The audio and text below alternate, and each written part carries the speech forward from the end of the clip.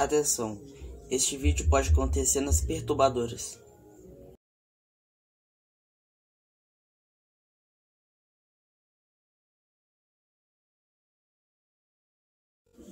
Hoje nós vamos falar sobre um fenômeno que atingiu aqui o continente sul-americano em 2004, um furacão. Nunca na história tinha acontecido um furacão no continente sul-americano, só no norte-americano. E esse furacão atingiu logo o Brasil, o sul do país, e ele recebeu o nome de Catarina.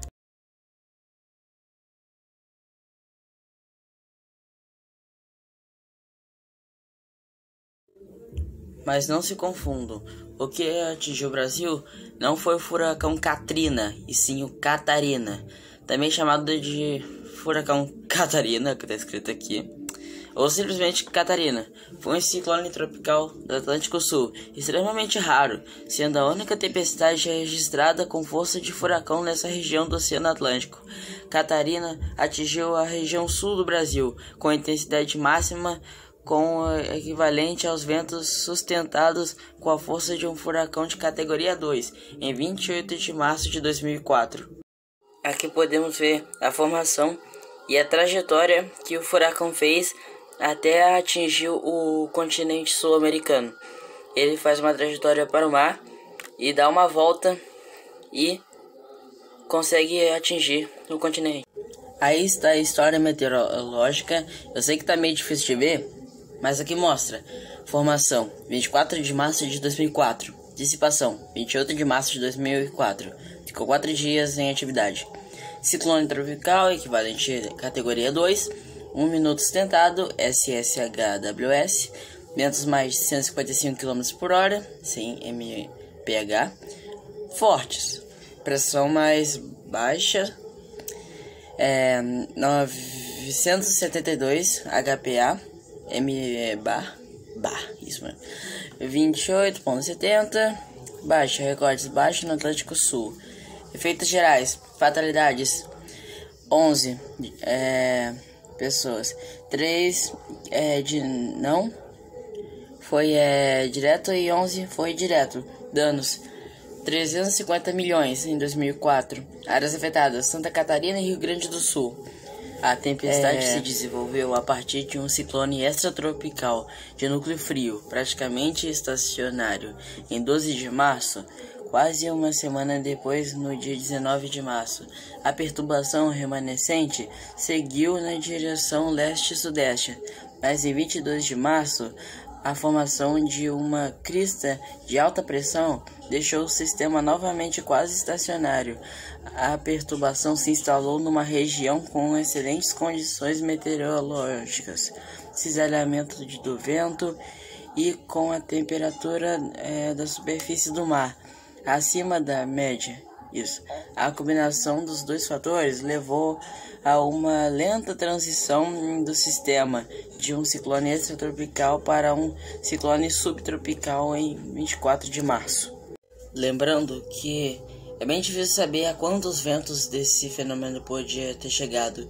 Alguns dizem que ele passou de 200 km por hora, outros dizem que chegou a só os 200, e tem outras pessoas que dizem que ele chegou a só 180 km por hora. Então não tem como saber direito a velocidade dos ventos, mas ele ainda foi classificado como na categoria de número 2.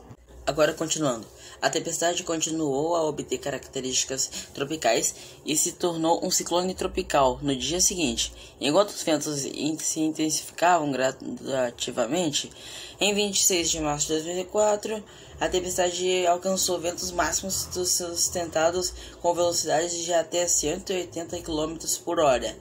É o que diz aqui. Definida como de categoria 2, escala de furacões de Saffir-Simpson. Neste dia, o ciclone ganhou informalmente o nome Catarina e também passou a ser o primeiro registro oficial de um ciclone tropical no Atlântico Sul.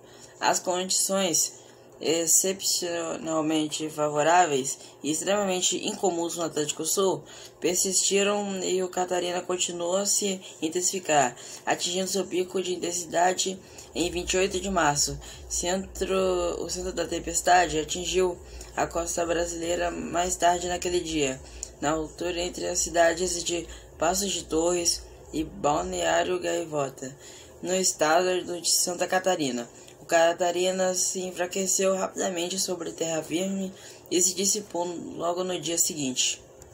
Pelo Catarina ter se formado em uma região que nunca, de acordo com os seus registros confiáveis, tinha sido registrada a presença de ciclones tropicais anteriormente, os danos causados acabaram por ser muito severos, pois nunca um ciclone tropical tinha sido observado tão ao sul.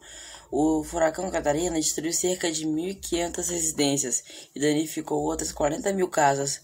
O prejuízo econômico atingiram mais de 400 milhões de dólares, aproximadamente 1,2 bilhões de reais.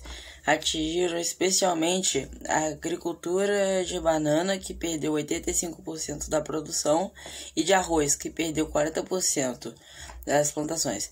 Mais de 14 municípios decretaram estado de calamidade pública, apesar da inexistência de uma estrutura de alertas e de avisos específica para ciclones tropicais no país. As autoridades brasileiras conseguiram evacuar a população litorânea com rapidez. O furacão matou 11 pessoas e deixou 518 feridos, um número considerado razoavelmente baixo em comparação ao de outros países afetados por ciclones tropicais. E eu tenho certeza que esse fenômeno vai ficar marcado para sempre na história do Brasil. Pessoal, esse foi o vídeo. Eu fiz isso mais como um especial, né, aqui do canal, porque graças a Deus e a vocês conseguimos 50, até passamos de 50 inscritos aqui no canal. Eu fiz esse vídeo para comemorar, mas o assunto não é tão legal, mas, né, fiz esse vídeo já junto aqui com esse especial.